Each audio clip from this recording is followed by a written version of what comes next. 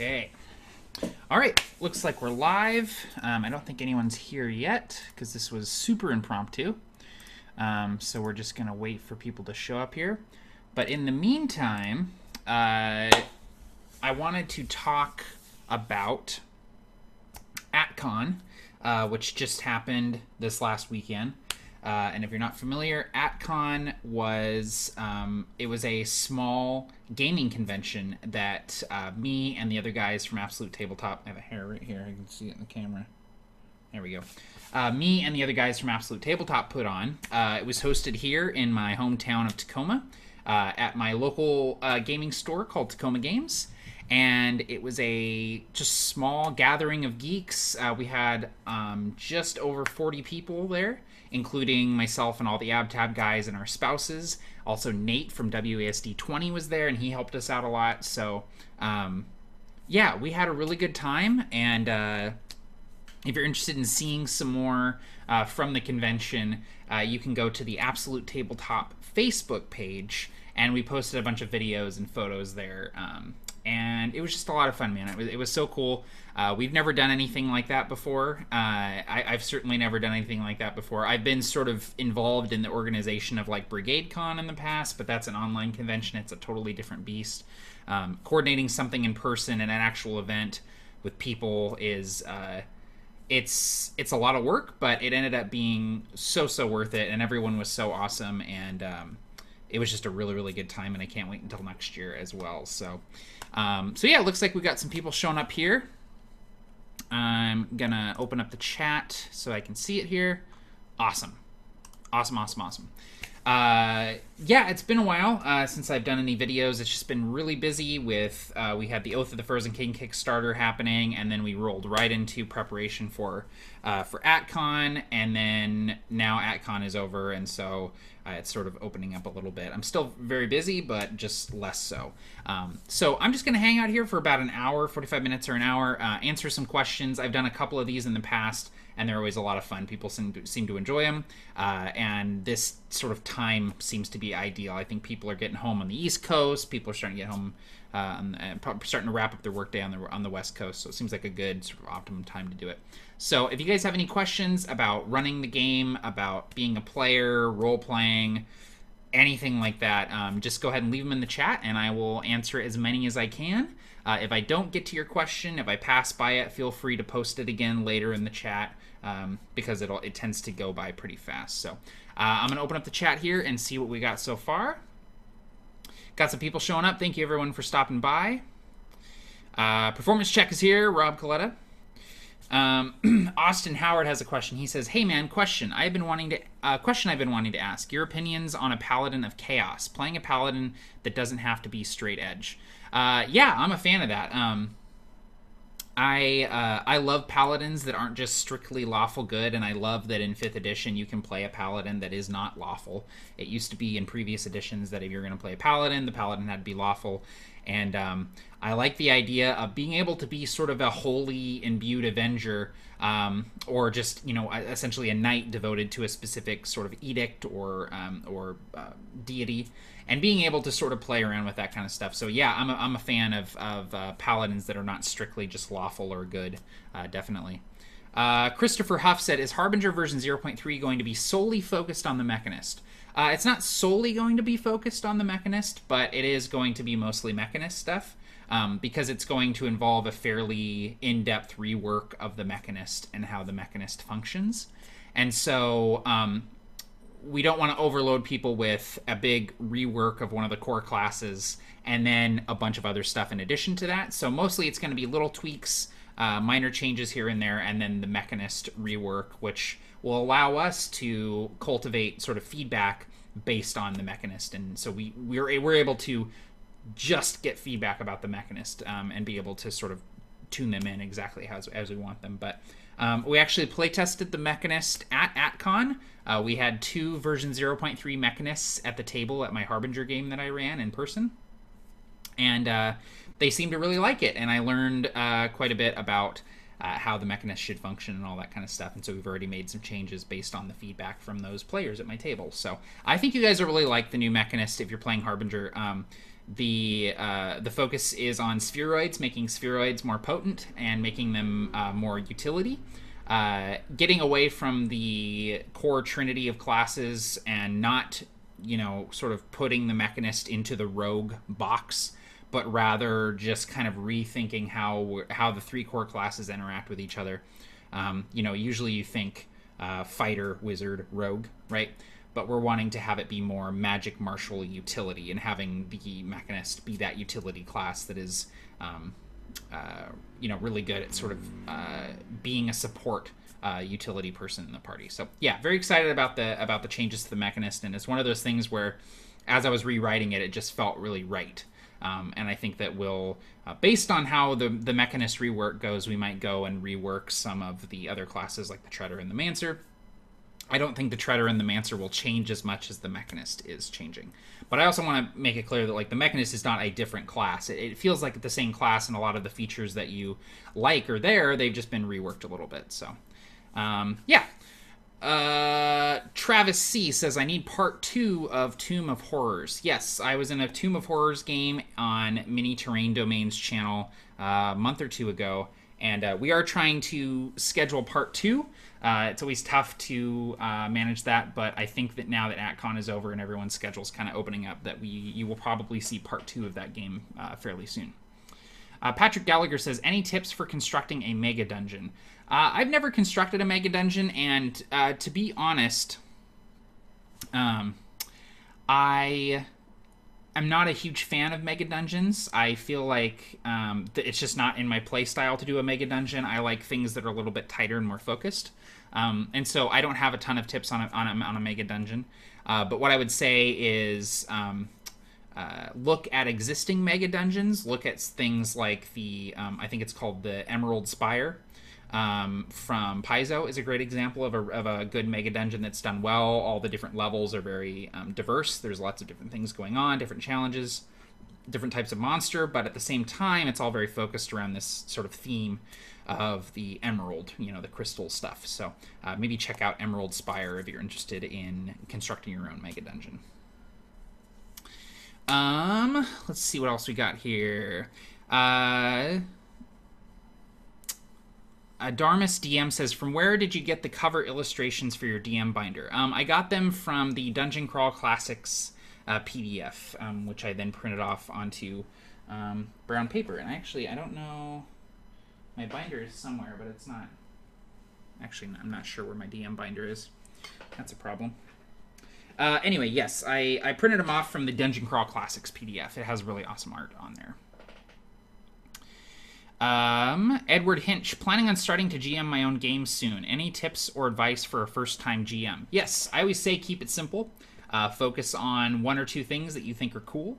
If you're, don't get too hung up on the rules. Focus on the fun over the rules, and don't necessarily try and create a big, deep, cohesive story. Focus on characters. Give them believable motivations, tangible things that they want, and conflict and story will sort of arise from there.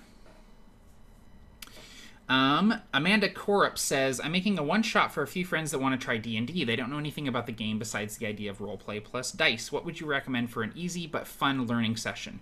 I always say introduce mechanics one at a time. So instead of sitting your friends down and saying, okay, here's all the rules to D&D, you simply say, okay, in D&D, I'm going to describe a scenario to you. I'm going to describe a location or, whatever. And then you tell me what your character would do. And then it is my job as the DM to tell you what to roll. And most of the time you're going to roll a 20-sided die and you're going to add some numbers to it based on your character sheet. And so just tell them the basics and then just launch into it. Have them learn by doing is the best way to go about it. You don't want to just sit there and say, oh, well, in combat it works like this and you can do skill check like this and spells and all this kind of stuff. Just introduce things one at a time. Maybe they'll have to use a skill first thing and then introduce them to combat slowly and things like that. Have a trap come up.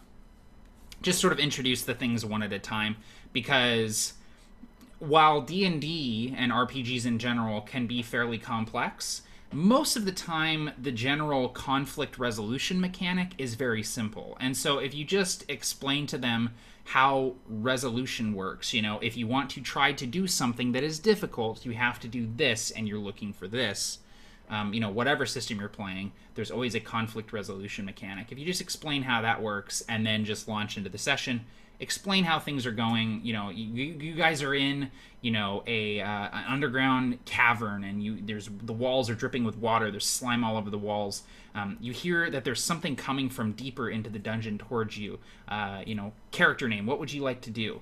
Well, what can I do? And then you can explain to them, well, you could, you can do anything. You can try and find cover to hide. You could prepare an ambush to try and ambush this thing when it comes in.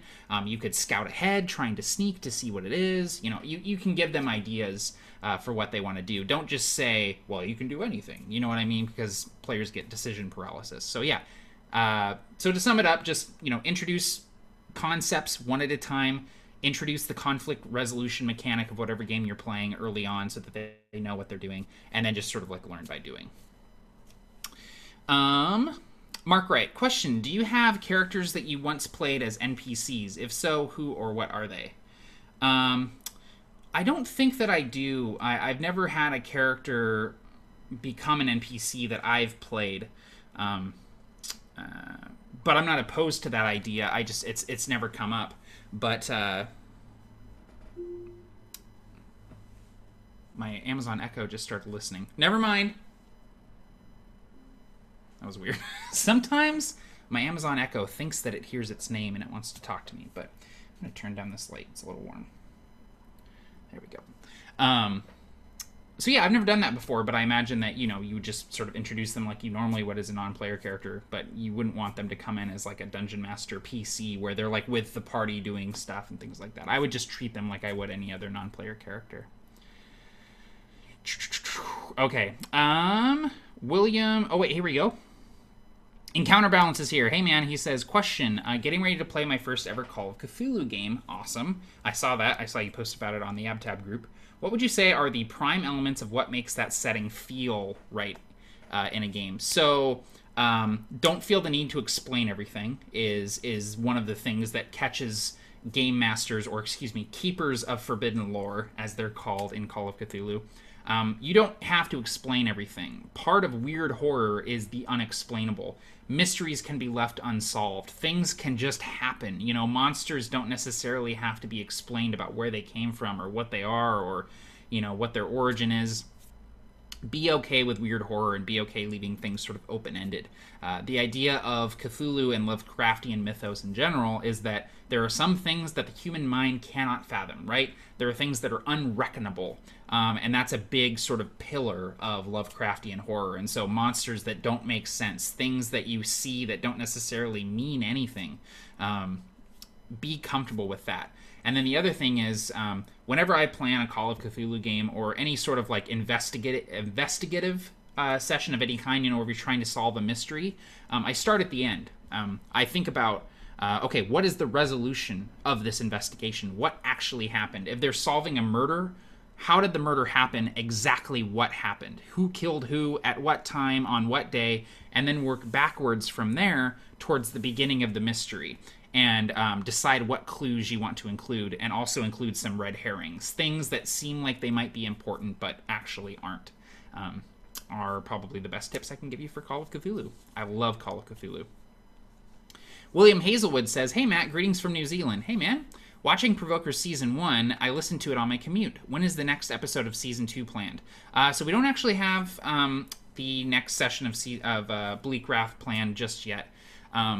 We are working on getting it scheduled, but there's been kind of some things that are happening that have made it a little bit difficult to plan the session. So we were hoping to get a session in late July. It's looking like it might be more like early August. So when we do decide on the session, you guys will be the first to know. If you follow me on Facebook, I always post an event for the Provoker sessions as soon as I know what day they're on. So if you want to keep up with the Provokers, then follow me on Facebook. And I usually also post about it on Twitter as well. Both of those links are down in the description. So I wish that there was a way for me to send you guys notifications on YouTube, but there's not. Eventually, I think all of us YouTube content creators are supposed to get a community tab that we can use just to make posts and stuff like on social media, but I don't have access to that. I'm just a scrub here on YouTube, so eventually it'd be nice to be able to notify you guys about that kind of stuff, but for now, the best way to keep up with it is Facebook. So Zachary N asked the same thing, new provokers. Yes, currently scheduling it. Warmaker777, if there was one book you would want to become a movie or television series, what would it be? Right now I'm inclined to say The Witcher, because I'm reading the Witcher books, and it looks like I'm going to get my wish because Netflix is producing a Witcher television show, so that's really awesome. Let's see here.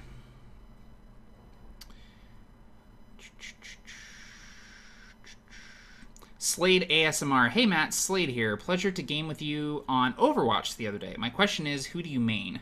My main guy in Overwatch is Junkrat. I love Junkrat, but I would say that there's one hero in each sort of class or whatever that I really enjoy.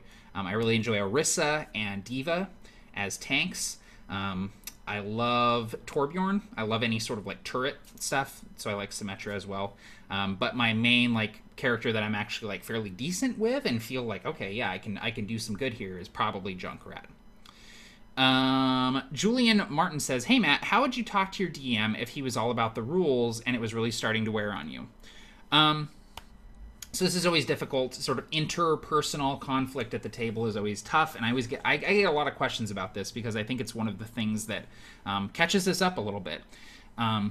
So the thing that I would say is, you know, it's on you to communicate. You know, your DM is not a mind reader, and he or she doesn't necessarily know that you're not pleased with the way that the campaign is going, and so you know, it's okay to voice those concerns to the DM. And I would say that, you know, for me, the best time to do that is between sessions. You know, just maybe send them a message, call them on the phone. It depends on how comfortable you are with your DM, but you can always, you know, text them or send them a message or whatever.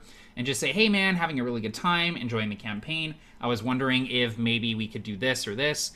If one of the things that you're concerned about is that the DM is too sort of preoccupied with the rules, is maybe say like, hey man, like, you know, I love the game, but I'd like to get some more role play in, or I'd like to have it be a little bit more freeform. I'd like the rules to be a little bit more flexible, that sort of thing. And, you know, if the DM is a good DM, then they will take that into consideration and they'll find some sort of compromise. If they're going to be stubborn about it, then it might not be the right group for you. You know what I mean? So I would say no gaming is better than bad gaming, and there are so many ways to play RPGs out there nowadays. You know, finding groups through different services and also gaming online. So there's no reason to ever stick with a bad group for RPGs. You can always find better people to play with. Performance Check asks, when can we expect the next Legacy session for the Provokers? Also, what was the last thing that surprised you when running a game?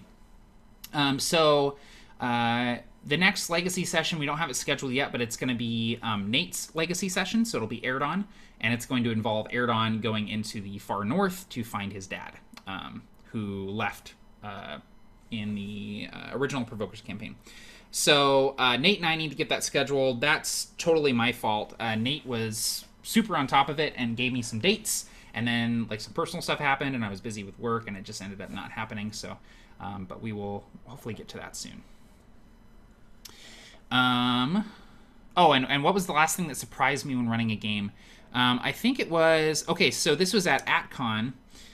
We were playing a Harbinger game, and it was Jason Smith was one of my players, great guy. And we were playing Harbinger, and we were in this sort of asteroid city. It was sort of like a Mos Eisley on an asteroid sort of situation. And he wanted to know if there was a way for them to broadcast a distress signal. And he had a Spectre with him, which is like it's sort of like an AI, but they're ghosts, so they're sort of like, you know, anyway, it's Harbinger. So he had this little ghost that he wanted to be able to plug into the Whisperlink module for the city and basically broadcast a distress beacon. And it was something that I hadn't even considered, and it was something that was really cool. And so obviously I said, yes, of course you can do that. And so he was a stalker, which is a type of treader. And so he was super sneaky and really good on his own. So he found this sort of Whisperlink module and plugged the ghost in and basically said, to the Spectre, I want you to broadcast a distress signal like every 30 seconds until I tell you to stop. And I thought that was really, really neat. And it was like sort of creative thinking and using the tools that you have. And so that was that was surprising to me, but it was also like, dude, absolutely, you can do that. That's really cool. So that was the last thing that kind of surprised me when running a game. Aaron Knight says, what kind of scenery should I build for my tiles and battle maps besides ruins and shrubbery? I don't know. Like desert stuff is always cool. I'm a big fan of desert. Let's see. What else do we have? Chalice and Chains. What systems or games are you really looking forward to playing here in the near future? I want to run some more Black Hack. I really enjoy Black Hack. I ran one game of that, and I'm looking to run some more. I want to run some Call of Cthulhu, and I want to finally get around to playing New Numenera. The thing that I'm sort of obsessed with right now is Dungeon Crawl Classics. I really, really want to get into Dungeon Crawl Classics, and it's just hard to find people who are wanting to get a game together, or I really want to experience it as a player first. So I think that'll happen first, is I want to play in a Dungeon Crawl Classics game, and then hopefully run it myself. So yeah. O'Neill Flynn, best character type for a new player. I don't think that there's a specific class or character type that is better. But I would always advise people who are very new to the game to maybe steer clear of casters. But, with 5th edition and stuff, like it's a wizard, a sorcerer, a warlock. They're not necessarily any more complicated than any of the other classes. But typically I would advise people to do some sort of martial class, going with fighter, ranger, rogue, something like that. But like I said, with 5th edition, I feel like everything is kind of like comparable in sort of like challenge level, so don't feel like you need to not play a caster if you're new to the game. You can absolutely just go in and play a wizard, and it won't be super overwhelming. Captain Spyro 7112, next Provokers. So okay, I've answered this 3 times now. This is going to be the last time I answer this. We don't have it scheduled yet. It'll hopefully be in late July or early August. You guys will know when we schedule it. I spam the crap out of it, so Earl T. Gray is here. Hey, man. He says, if you could send a brief message in regards to gaming to the Matt in your first vids, what would it say? Oh, man. That's a really good question. I think that I would say...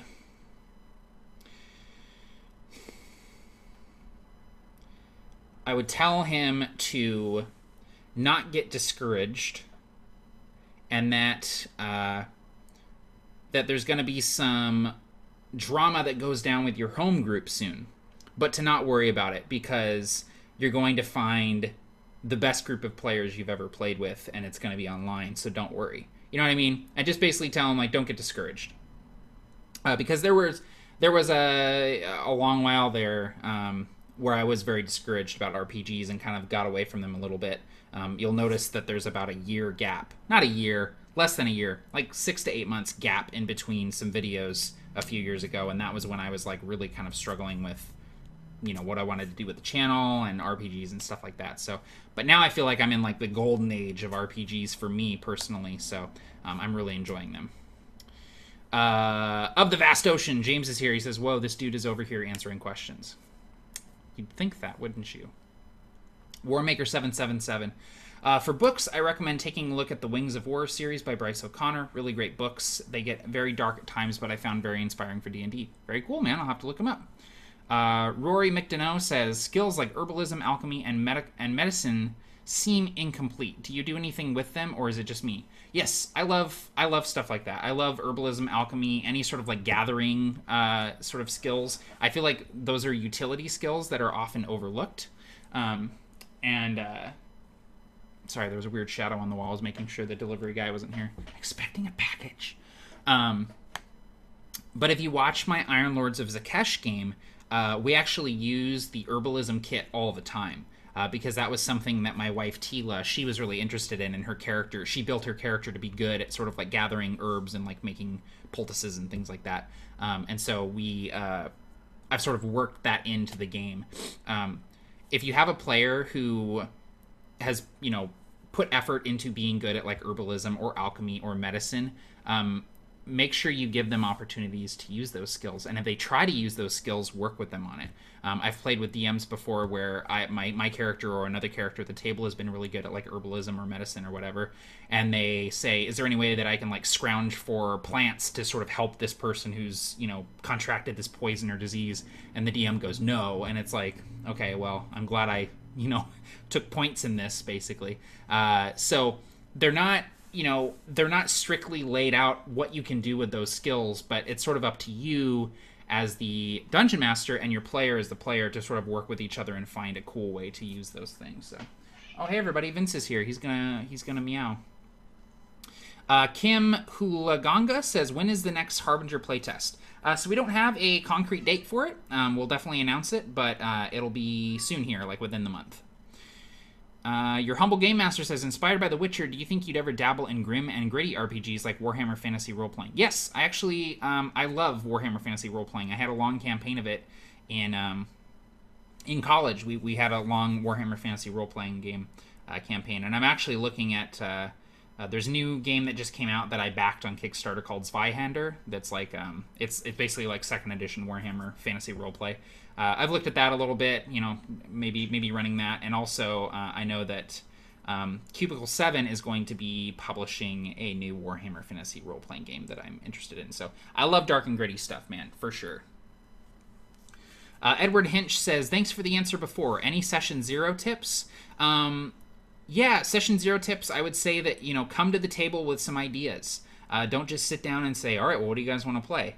Most of the time I've found that if you're running the game, if you come to the table with a few different ideas for things that you're interested in playing, the players will then have a better idea of what they want to do, and they'll pick from those, or they might combine a couple of ideas, you know, and they'll have their own ideas as well. So I would say for Session 0, come with some ideas about the type of game you want to run, and make your characters together, and maybe establish some different connections between each other.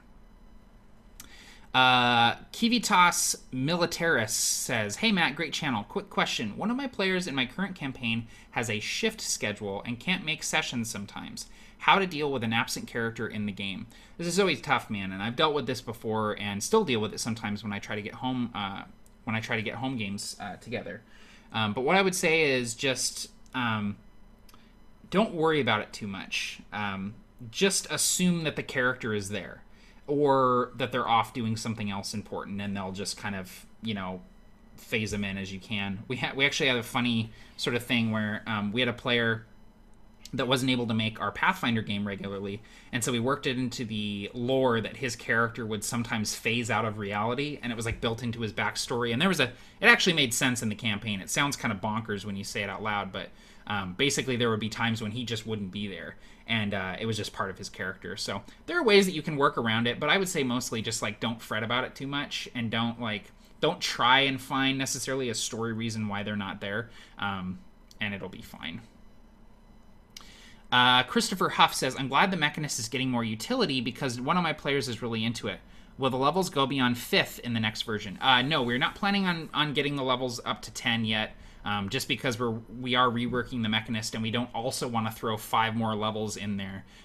So we're really taking our time with Harbinger, and I appreciate your guys' patience, and I know that you're hungry for more stuff, but it's important to us that we really nail down the classes and the foundation of these classes before we move on.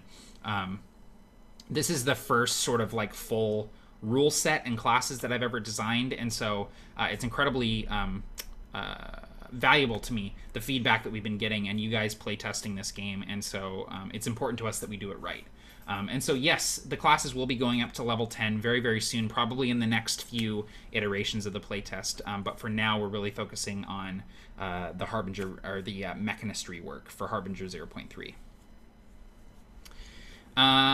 Captain Monko says, hey Matt, I would like to make my villains not flat and repetitive but more 3D. Any tips? Yeah, so the best tip I can give you for villains is there are very few villains out there that think that what they're doing is wrong. Most of the time, a villain will legitimately believe that what they're doing is the correct course of action.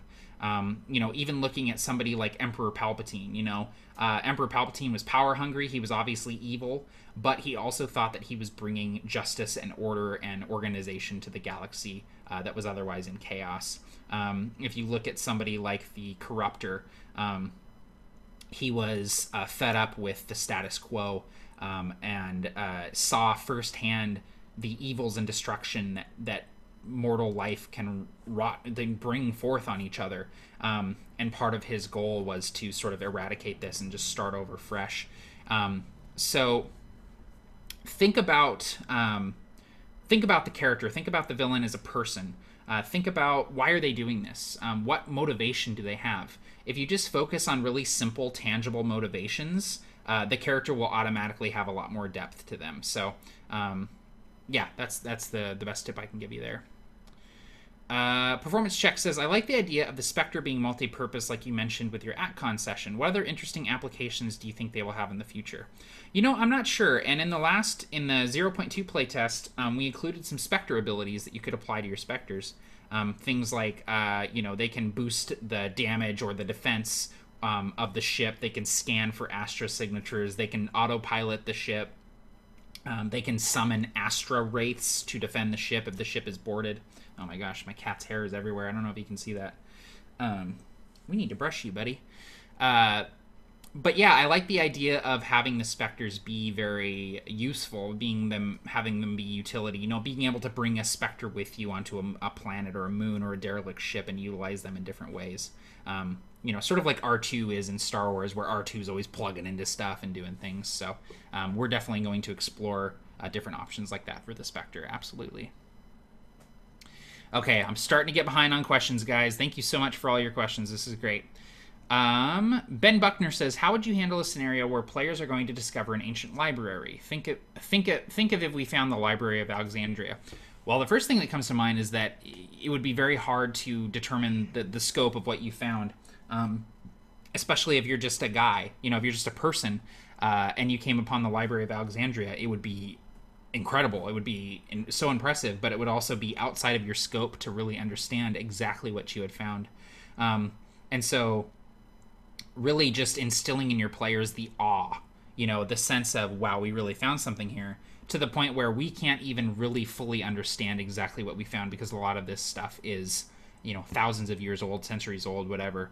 You know, things that we have not seen, things that have not been seen by human eyes in so many years. So, yeah, sort of having that sort of that just awe, that sense of awe.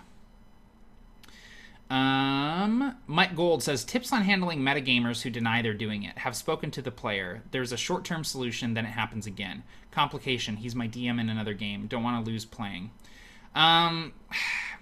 Again, interpersonal conflicts with party members at the table is always really tough. And the thing is that it's hard for me to give advice because I don't know this person, and I don't know you, and I don't know the extent of your relationship. But the best advice I can give you is just communicate as best you can. Try to compromise. If they're being stubborn, try to be a little bit less stubborn. Try to meet them halfway. That's really the best advice I can give you. And ultimately, I'm just going to keep saying it. No gaming is better than bad gaming. And if you're not happy with the situation at the table, then you need to move on to something else, because there's no reason to waste time at a bad game. And there's so many different options out there. So I hope it goes well for you.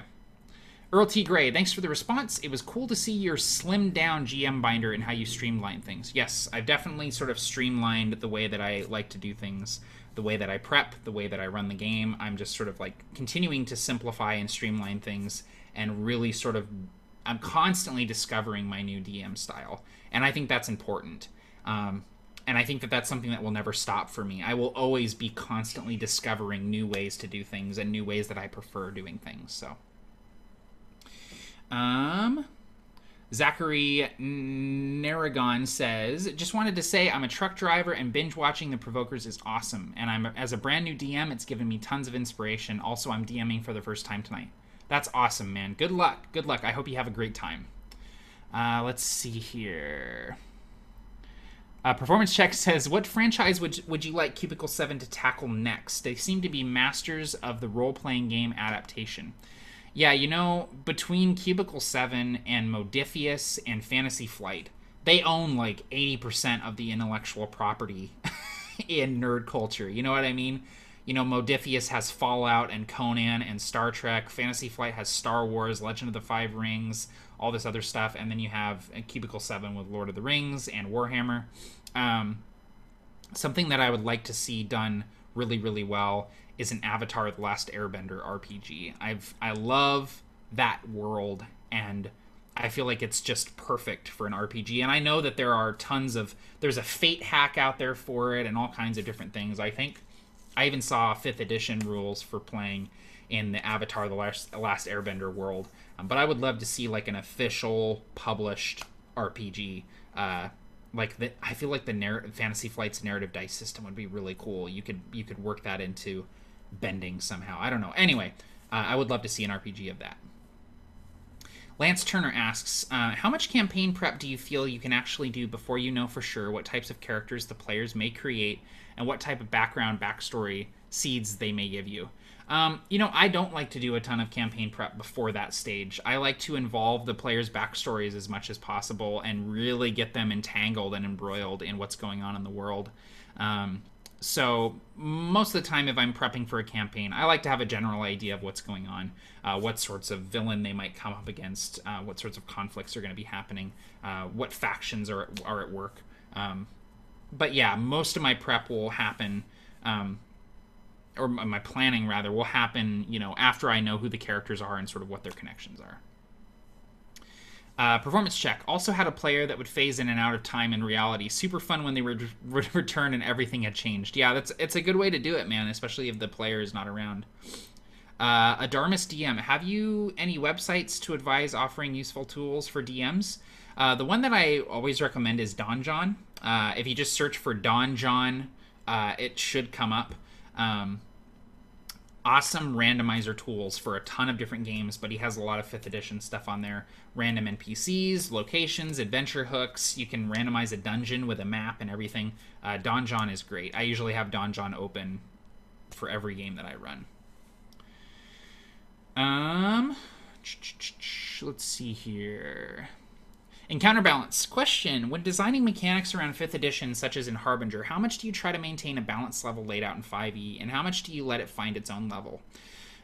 Generally I try and keep it, the power level to, the standard of 5th edition. 5th edition works really well. It has that bounded accuracy where it doesn't have the low lows and the high highs of some systems. Everything is very concise, contained.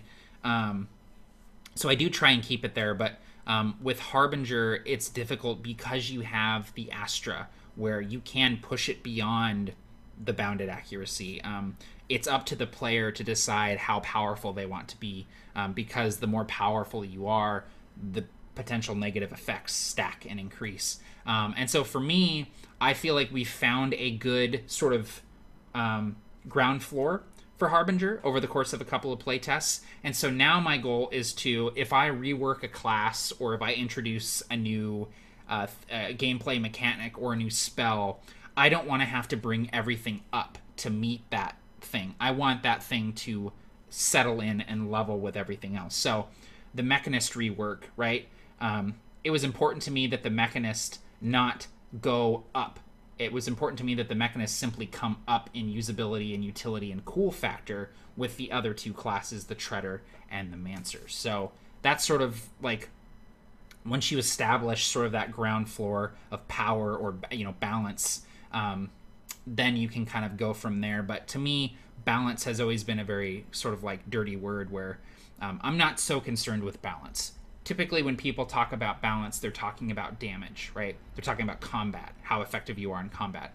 But combat is only one of the pillars of D&D and RPGs in general. You have the interaction and you have the exploration in there as well. And so it's important that, if a class is not as competent in combat as some of the other classes, which it's not going to be. You can never have a bard be as competent in combat as a fighter is, right? But the fact of the matter is that the bard is so useful in other situations. And they are still useful in combat in a support role. So that to me is sort of like my design philosophy is like, I want everyone to be as cool as everyone else. is sort of like what I go for. So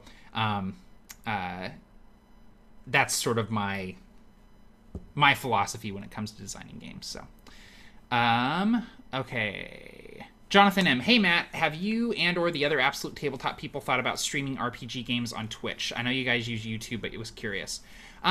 We've talked about it, and obviously it's tough, man. I don't want to have to learn a new platform, and I don't want to have to sort of migrate people over to a different streaming service. I love that I can just hop into a Google Hangout and stream directly to my YouTube without worrying about, are we live? Is everything working? Can everyone see me? I know how it works. It's what I know. But the thing is that Google Hangouts is being criminally underdeveloped by Google, and to the point where it feels like they're sort of slowly abandoning it. And so at some point, I'm going to have to find a different alternative. I know that I am. I don't think that Google is going to all of a sudden be like, hey, Google Hangouts, we got to go back and fix it. And so I think that at some point, I'm going to have to find a different avenue, whether that's a different way to stream on YouTube using an encoder like XSplit or something like that, or if we're going to migrate over to Twitch. Having D&D Beyond, the new digital tool set being integrated with Twitch is kind of I like that. I like that idea, but it's also not, super essential. So we'll see what ends up happening. For now, we're sticking with YouTube, but in the future, who knows? That's what I'll say. Okay, I'm going to kind of poke around here and look for some questions, guys, because I need to start wrapping it up in the next few minutes here. Thank you so much for hanging out and asking questions. This has been great. Xanos Nightshade, if you're building a homebrew world, would it be better to start with an NPC or the place they live? Start with whatever interests you. It might be an NPC, it might be a location, it might be a monster, it might be a dungeon, it might be an item. Start with whatever you think is cool, whatever is interesting you, whatever you're inspired by. Start with that and then build around it. Facundo Zorilla Jimenez. Best name ever. Yo, Matt, great hair. Oh, this whole thing? No, my hair looks terrible today, but thank you. I appreciate that. Today, my group is sailing to the ocean. Any ideas or encounters in a ship full of mercenaries going to war? Dude, Kraken. Always Kraken. Have tentacles coming up over the side. You can have them attack the tentacles individually, treat each tentacle like its own creature, and then you can have the Kraken itself come up. I love stuff like that, man. If you wanted to get crazy, you could have smaller creatures living on the Kraken, coming up the tentacles, boarding the ship on the tentacles. Sounds pretty cool to me. Wacky Wilson, if you haven't played in a while and want to DM more than play, should I play games before DMing first? I don't think so. I don't think that there's a right or a wrong way to do it. I think that you should do whatever is inspiring to you. If you feel like DMing, then just jump back into DMing. Shockwave69 says, "What? You skipped me." Not intentionally. If I skipped you, it's because there are 100 questions and I didn't see it. And legitimately, I did not see your question, Shockwave, so... Yeah, I don't see... Here. Shockwave...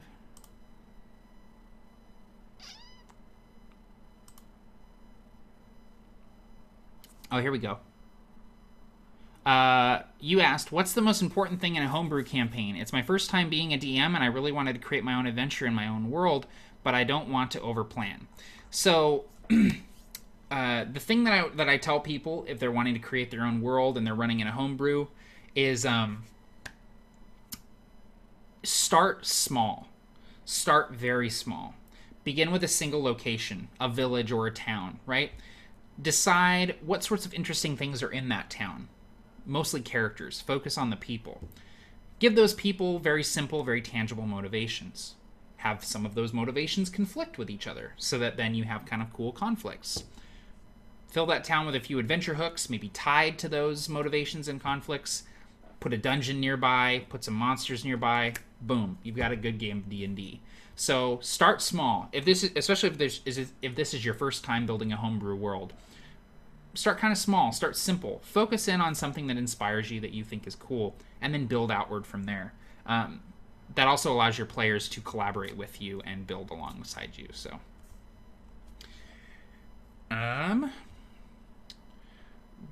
Carmen Galvin says, my real name is Esteban. Can you please give me a shout out? I think I just did, Esteban.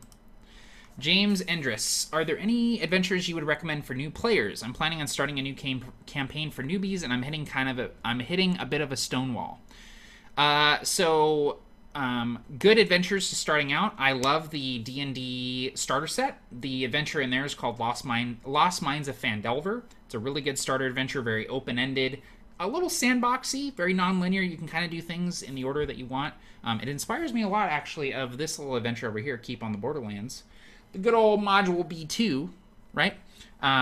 Maybe look at that if you're interested in running a game for some new players. There's also some cool adventures on AbsoluteTabletop.com. You can check out Sewers Under Sandwall, for instance. Would be fun. Let's see here. Ben Buckner asks, any news on the Naval Playtest? Yeah, so a while back we had a Naval Playtest going out. We are still working on that. Tim and I are. It's sort of taken a back seat right now because we're sort of embroiled in Harbinger playtesting and also Dead Man's Guide to Dragongrin. But you will see more Naval Playtest stuff, and actually we're going to take a good sort of the meat of the Naval Playtest and rework that for space combat in Harbinger. So if you're familiar with the Naval Playtest that we had a little while ago, you'll probably enjoy the space combat in Harbinger. We're going to sort of streamline it and simplify it a little bit, put more emphasis on the characters rather than the ship, but still, it'll share some similarities. Michael Duncan, what is your biggest inspirations for Harbinger? Dune, Star Wars, Lovecraftian stuff, Warhammer 40k, Game of Thrones. Those are probably like the big inspirations for me. Harrison Scheckler, I need help and I don't know who to turn to. My family won't accept who I love because of the lifestyle it would entail. What should I do? So Harrison, I'm not sure if you're being serious or if you're being a troll. But if you're being serious, I'm sorry that you're going through that. And I can't give you a ton of advice except seek out people who love you for who you are. I can apply this to gaming as well. You know, if you're not happy with the people that you're surrounding yourself with, then don't spend time with them anymore. You know, you don't have to. Life is too short to spend time with negative people, even if they're people that were your friends or your family. Seek out people who enjoy your company and who you are a better person around. So just, look for more positive people, man. Ricardo Rumor, sorry to be that guy, but you skipped my question. Just to know because he is my first villain. Okay, I'm not skipping questions. You guys looked at the chat? There's a lot of questions, guys. There's 60 people here. So Ricardo, and I did say if I skip your question, just repost it. It's not intentional. Ricardo says, I have a tyrant anti-paladin of Asmodeus. He is an Asmar, and he is the ruler of a merchant city, a usurper of a true royal prince. How can I make him a good villain to roleplay? So I actually already answered this question, Ricardo, earlier in the stream, but basically, no villain thinks that what they're doing is wrong. They always think that it's for it's the right course of action, otherwise they wouldn't be doing it. So in trying to make a villain who is tangible and believable, just think about tangible, believable motivations. Think about why they're doing, what they're trying to accomplish, and what sorts of things in their backgrounds would have led them to that. So if you want a more in-depth answer, you can watch the stream back after I end it here, because I did already answer that question. Let's see here.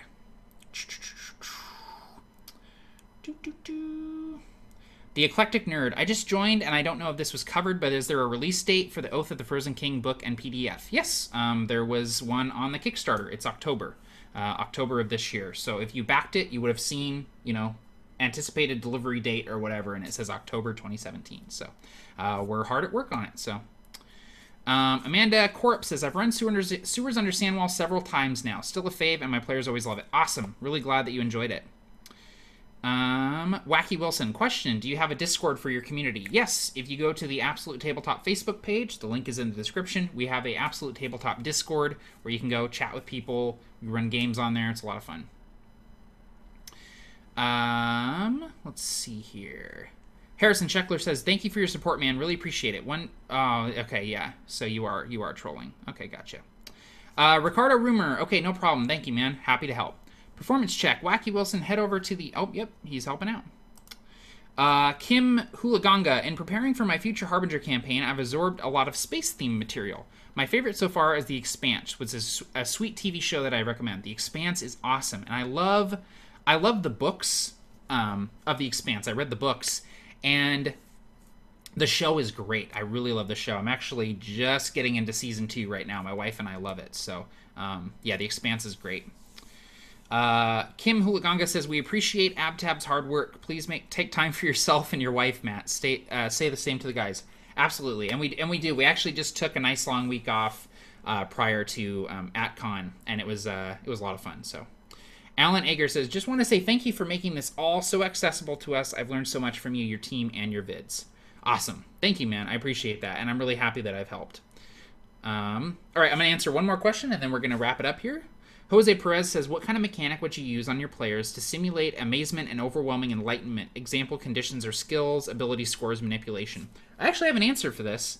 Adventures in Middle-earth does this. Does it really, really well. Basically, you can award your players with points of inspiration. I think I talked about this in a previous video, or it may have been a live stream on Facebook, but either way, inspiration is something that you can give players when they do something cool, or they have a good role play moment, or whatever. But you can also do things like, you see, this beautiful sunrise as you leave the dark twilit forest. It's the first sunlight you've seen in days, and the glimpse that you catch of this sun, burning bright as it crests the horizon, the shadows lengthening, you see the sky flush this brilliant orange, this brilliant red. You gain a point of inspiration because you're so inspired, and you just feel yourself being lifted up, and you feel overall more positive and uplifted.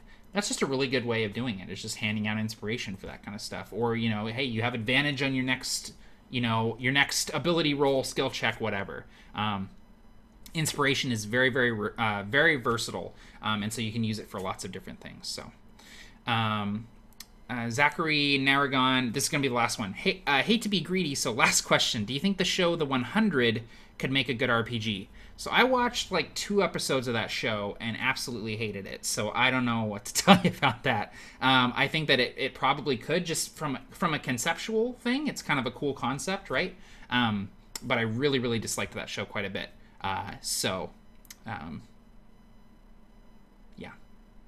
All right, guys, so that's going to be it for me. I got to call it here and go make some dinner.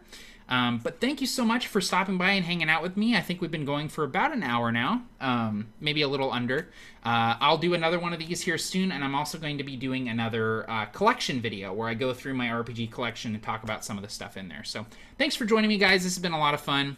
Love you all. Take care. Happy gaming all, and I hope you guys are doing some gaming this weekend, and I hope it goes well. All right. See you later, guys.